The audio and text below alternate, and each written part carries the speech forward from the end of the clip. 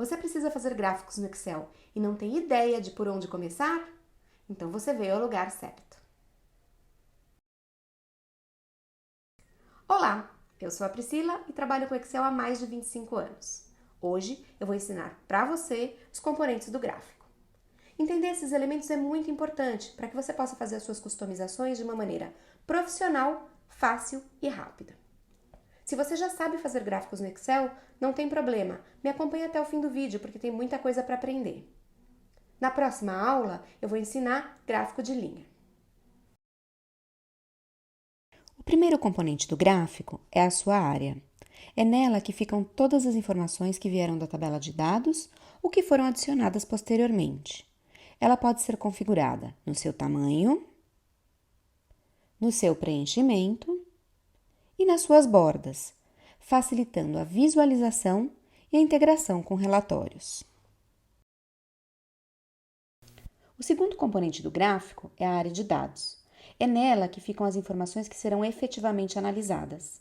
Ela pode ser configurada no seu posicionamento ou no seu tamanho dentro da área do gráfico, permitindo a inclusão de informações adicionais, se necessárias. O terceiro componente do gráfico é o seu título.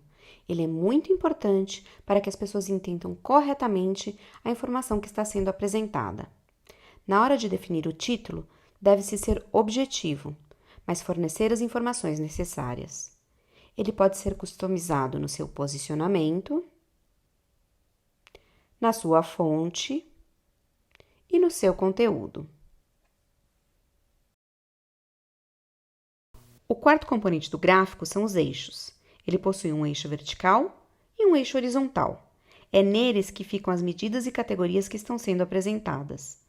Podem ser feitas configurações, que incluem a ausência ou presença dos títulos, a alteração de escala de dados do gráfico. Nesse exemplo, a escala de dados se inicia no 0 e vai até 1200, com espaçamento de 200 entre cada marcador. Essa variação poderia ser alterada para 100 em 100, 500 em 500 ou qualquer outro número que facilite a visualização do gráfico. Também é possível fazer a inclusão ou remoção das linhas de grade, que podem facilitar a leitura das informações. Pode-se também fazer a configuração dos números da escala. O quinto componente do gráfico é a série de dados. Elas representam as informações de uma linha ou de uma coluna da tabela de dados. Neste exemplo, a linha laranja representa as informações relacionadas à geladeira e a linha azul, os dados referentes ao fogão. É possível fazer a adição ou remoção de séries de dados sem interferir com as demais informações. O sexto componente do gráfico é a legenda. Algumas vezes, ela é fundamental, como no exemplo que vemos na tela. Se não existisse a legenda, não teríamos como saber que a linha azul representa as informações de fogão e a linha laranja de geladeira.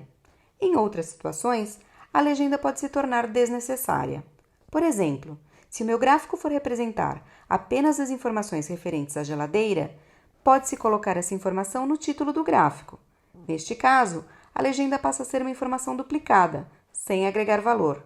O mais recomendável é que seja removida para evitar a poluição visual. O sétimo componente do gráfico são os rótulos de dados. Eles são informações adicionais das séries de dados.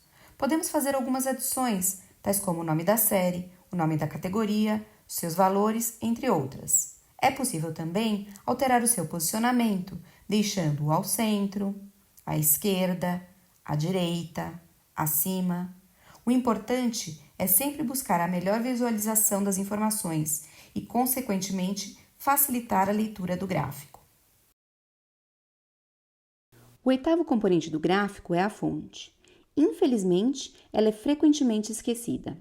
Conhecer a origem das informações pode ser muito útil caso seja necessário levantar os dados novamente para uma comparação com dados mais atualizados ou até mesmo para verificar se os dados utilizados estavam corretos.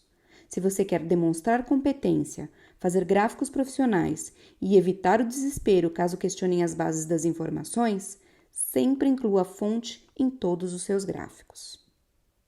Nesse vídeo, eu fiz uma introdução aos gráficos.